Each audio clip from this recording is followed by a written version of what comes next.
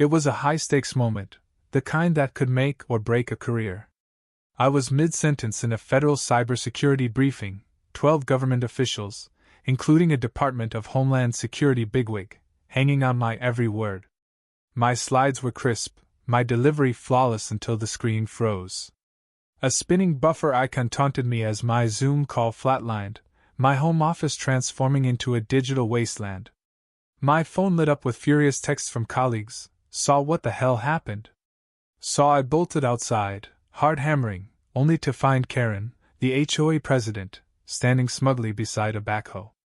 Her lackey was rolling up my severed fiber optic cable like it was nothing more than a garden hose. Unapproved utility lines are forbidden, she said, sipping her iced latte, utterly oblivious to the chaos she just unleashed. This wasn't just a dropped call. Karen had obliterated a 6-figure federal contract, 6 months of grueling work on a nationwide emergency communications protocol for disaster zones, now teetering on collapse. My career was unraveling, and she was holding the shears. I didn't lose it.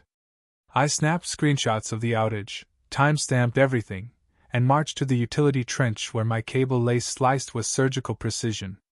Kneeling in the dirt, I traced the mangled fibers, my mind racing. This was saw line, city approved, buried 6 feet underground during construction, flagged to code. How had this happened? Karen strutted over, sunglasses perched like a tiara, while VYing a piece of paper new HOA bylaws. Non-community approved installations disrupt our aesthetic harmony, she declared. My line was in VY Cybel, compliant, private. Facts didn't matter to Karen. This was about power, about making May a reserved network architect who avoided HOA drama feel small. She didn't know she'd picked a fight with someone who didn't just use the internet but saw it. I designed signal infrastructures for field hospitals, disaster shelters, even military ops. When hurricanes flattened grids, I was the one restoring communications. Karen hadn't just cut a cable, she'd declared war on someone who could fight back. That night, I tethered my laptop to my phone and got to work. I mapped signal coverage and called in a favor from a landowner just beyond HOA jurisdiction. By dawn, I'd leased a hilltop plot, barely a sliver of land, but enough for a 35-foot mast and a mobile base station. I filed federal permits under emergency communications protocols, flagged the project as critical infrastructure, and submitted a wireless facility activation notice. Everything was legal, locked tight. The next day, a contractor poured a concrete foundation. Karen showed up, demanding permits. I handed her a 3-inch binder of approvals. She flipped a page, turned crimson, and tossed it back, snarling. "This isn't a war zone." "Not yet," I said coolly. "But you're making it one." I wasn't building a Wi-Fi router. I was engineering a mesh network with repeaters, directional antennas, and a smart filter to blacklist HOA addresses. My signal was fast, free, and stretched for miles, blanketing schools, parks, even the local fire station. Everyone got bars except Karen's domain, condemned to the digital dark ages.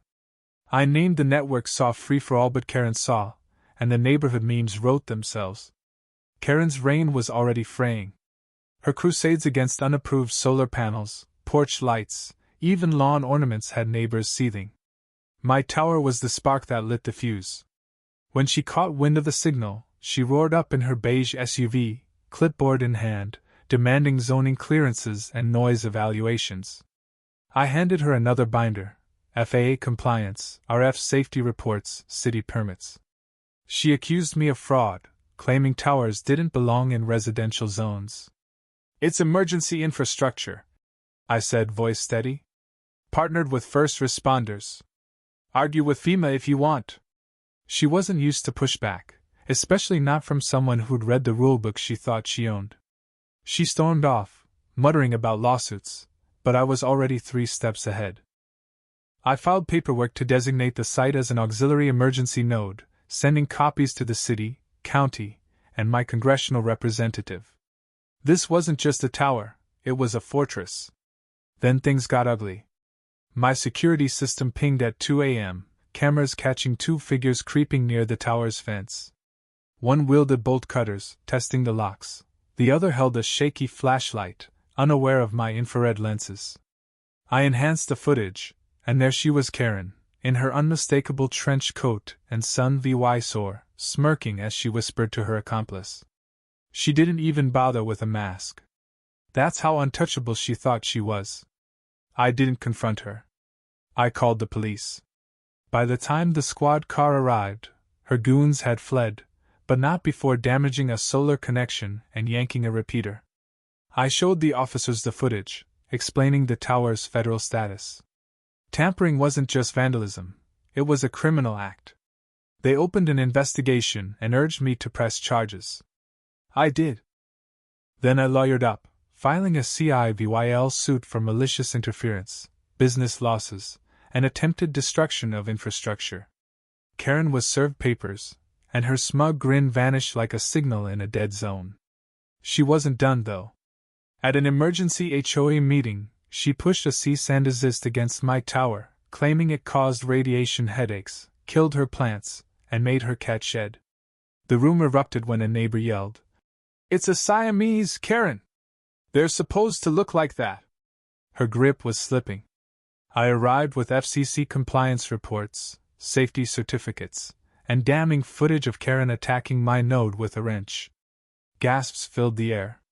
I laid it bare: the sabotage, the permits, the blacklist I could lift if they ousted her. That night, they didn't vote on the tower. They launched a recall election.